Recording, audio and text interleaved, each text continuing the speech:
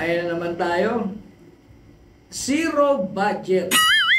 Kapag hindi raw naayos itong flood control issues o yung mga proyekto na naging ghost project. Band-aid solution na naman tayo, Senator Win Gatchalian. Alam mo, kahit i-zero nyo ang budget, lagi silang may paraan.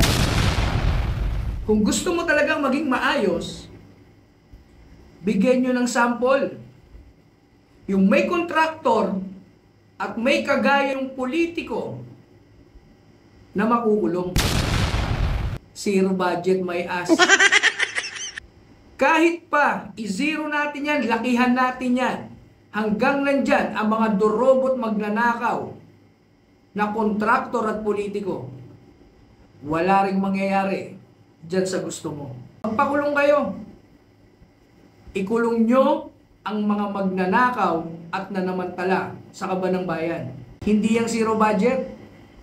Walang patutunguhan yung band-aid solution mo. Ingat.